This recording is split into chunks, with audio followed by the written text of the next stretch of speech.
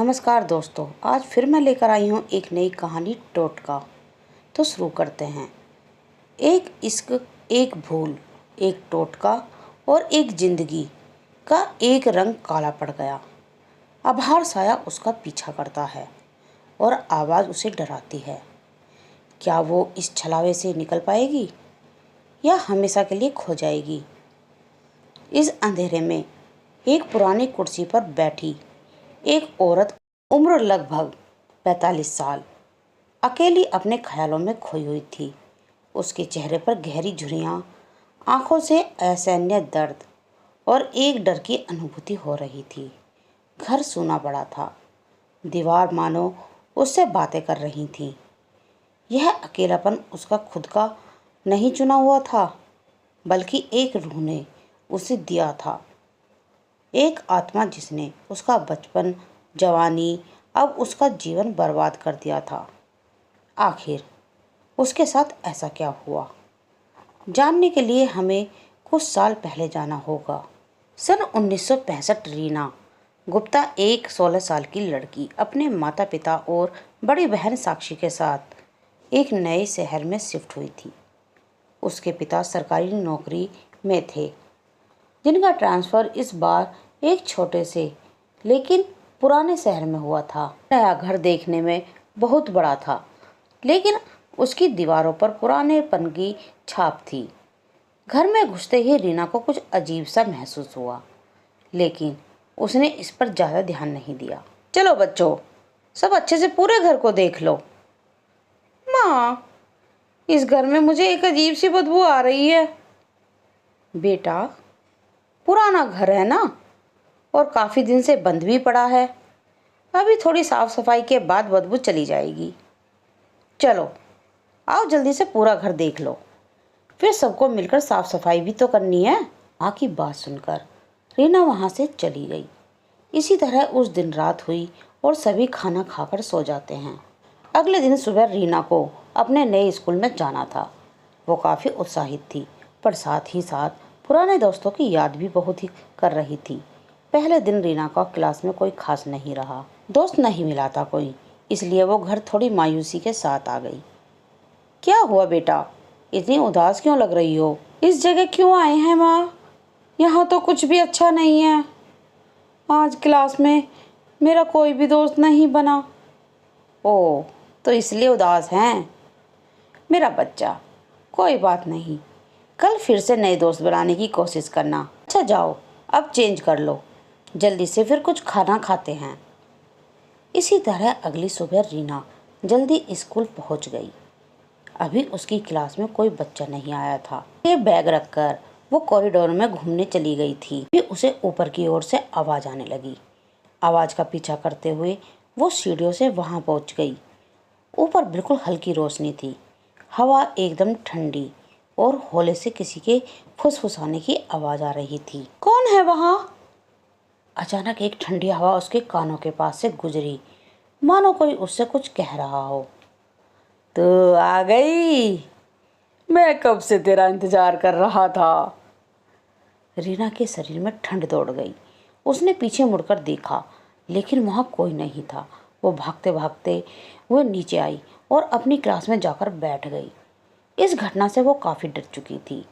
घर आकर रीना ने स्कूल की सारी बातें अपनी बहन साक्षी को बताई। तू परेशान क्यों हो रही है? आज से स्कूल टाइम पर जाइयो। कॉरिडोर में तू अकेली थी ना, इसलिए शायद तुझे डर लग गया होगा। कई बार अकेले में ऐसा हमें वहम हो जाता है। तू परेशान मत हो। रीना की बातों को साक्षी ने सिर्फ उसका वहम समझा। उसी रात की बात है। तो फैमिली को अपने रिश्तेदार की एक शादी में जाना था। शादी में सब लोग खुश थे, लेकिन रीना एक कमरे में कोने में बैठी हुई थी। तभी कमरे में रीना की बुआ आती है। रीना को कोने में ऐसे अकेले बैठे देख वो उससे कहती है, रीना इधर आओ। बेटा, सब लोग कितना एंजॉय कर रहे हैं, तुम यहाँ गुमसुम क्यों बैठी हो?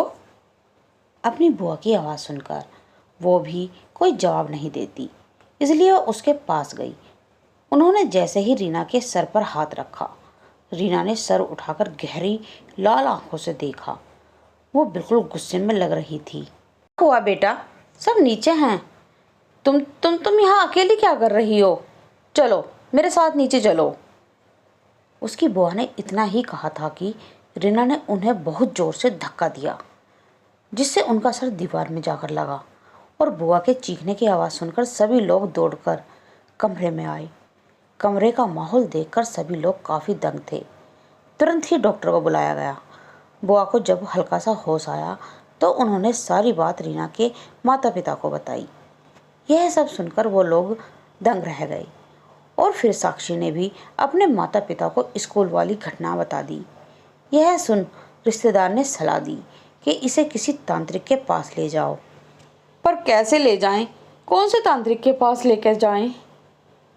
मैंने एक तांत्रिक महिला के बारे में सुना है, मैं उसका पता निकालता हूँ।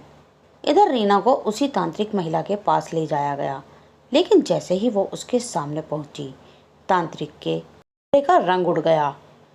बहुत ही खतरनाक आत्मा है ये, कब्रिस्तान से आई हुई है, रूह है ये, इसे हटाना बहुत मुश्किल होगा। तांत्रिक महिला ने रीना की ओर देखा और आंखें बंद कर कुछ मंत्र पढ़ने लगी। तो मेरा कुछ नहीं बिगाड़ सकती, कुछ ही घंटों में तो खुद मुझसे यहाँ जाने के लिए कहेगी, जाने को कहेगी, जाने को कहेगी।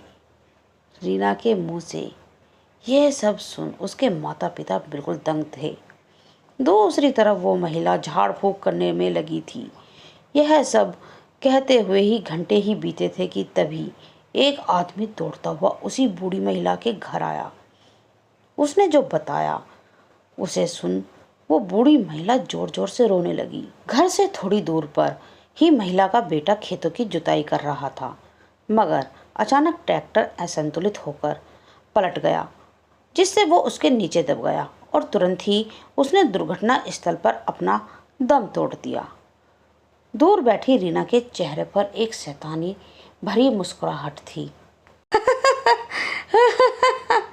कहा था ना मैंने, तू मेरे कुछ नहीं बिगाड़ सकती, देख अपनी गलती का नतीजा। रीना की बातें सुन तभी तांत्रिक महिला ने तुरंत उसके माता पिता को अपनी बेटी के साथ वहां से जाने को कहा। यह सब बिल्कुल वैसा ही हो रहा था जैसे कुछ समय पहले रीना ने कहा था। उसके बाद गुप्ता परिवार वापस अपने घर आ गए। कुछ दिन बीत गए। अब रीना का व्यवहार दिन पे दिन अजीब होने लगा। वो रात को नींद में अक्सर चीखने लगी, छोड़ दो मुझे, छोड़ दो मुझे तकलीफ हो रही है, मुझे जाने दो, माँ माँ मुझे बचा लो, माँ मुझे बचा लो माँ। यह सब देखकर घर वालों को रीना की बहुत चिंता हुई। माँ मुझे बचा लो, माँ मुझे बचाओ, बचाओ माँ। वो दिन पे दिन कमज़ोर होती जा रही थी। उसके शरीर पर भी जगह जगह कटने छिलने के निशान उभर रहे थे। घर वालों ने कई बार कोशिश की रीना को ठीक करने की। उन्होंने भी जगह उसे दिखाया, पर जिसने भी उसे ठीक करने की कोशिश की या तो वो गायब हो गया या तो उसकी जुबान ही हमेशा के लिए बंद हो गई। एक रोज़ की बात है, रीना के पिता को उनके रिश्तेदारों ने फिर पीर निगाहे के बारे में बताया। पीर निगाहे ऐसी जगह है जहाँ बड़े से बड़े भूत प्रेत को भी शरीर से हटाया जा सकता है, लेकिन वहाँ ले जाने के लिए हिम्मत सब में नहीं होती, क्योंकि कहते हैं जो आत्मा वहाँ से बाहर निकल जाती है वो खाली हाथ नहीं जाती। यह सब जानकर रीना के पिता अगले ही दिन रीना के बिना बताए हुए पीर निगाहे ले गए। अंदर जाते ही वो जोर जोर से चीखने लगी, चिल्लाने लगी, वहाँ दरगाह के पीर बाबा आते हैं।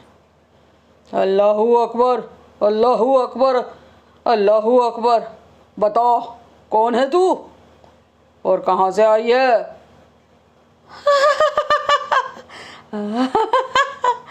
तू कुछ भी नहीं कर पाएगा, मैं बता रही हूँ ना, तू कुछ नहीं कर पाएगा, मैं तुझे कुछ नहीं बताऊंगी। तभी बाबा ने रीना पर पवित्र जल छिड़का, जिससे वो जोर जोर से चीखने लगी उसकी चीख ऐसी थी जैसे किसी अजनबी दुनिया से आ रही हो। मैं एक प्रेत हूँ और रीना मेरी पत्नी है। लेकिन इसकी तो कोई शादी नहीं हुई, तो उसका पति कैसे हो सकता है? बात जो उस प्रेत ने बताया, उसे सुनकर रीना के घर वाले हक्के बक्के रह गए। दरअसल इस घटना की शुरुआत तब से हुई थी जहां रीना के घर वाले ट्रांसफ़र से पहले रहा करते थे। वहां उनके पड़ोसियों का बेटा इसकी बड़ी बेटी साक्षी से बहुत प्यार करता था और शादी करना चाहता था, मगर वो लड़का राहुल बुरी संगत के लोगों में हमेशा रहता था, जिसके चलते दारू पीना और जुआ खेलने जैसी गंदी आदतों से वो घिरा हुआ था। इसलिए गुप्ता फैमिली के लोगों ने अपनी बेटी का रिश्ता राहुल से करने से मना कर दिया। ये बात राहुल को बर्दाश्त नहीं हुई।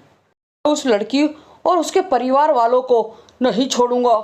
उन लोगों ने मेरी बेइज्जती करी, मुझसे शादी से इनकार किया। उन लोगों को इसकी भारी कीमत चुकानी पड़ेगी। जो मैंने कहा था वो तुम लाए हो ना? हाँ, स्कार्फ लाया हूँ मैं साक्षी का। एक दिन कॉलेज जाते वक्त ऑटो से जल्दबाजी में उतरते समय उसका स्कार्फ नीचे गिर गया था और मैंने उसे उठा लिया था। उस दिन मुझे पता नहीं था कि ये स्कार्फ मेरे इतना काम आएगा।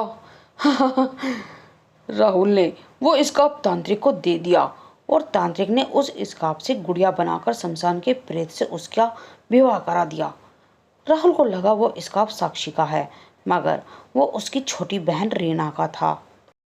हम नए घर जा रहे हैं ना, मैंने अपना सारा सामान तो पैक कर लिया है, लेकिन मेरा फेवरेट स्कार्फ नहीं मिल रहा।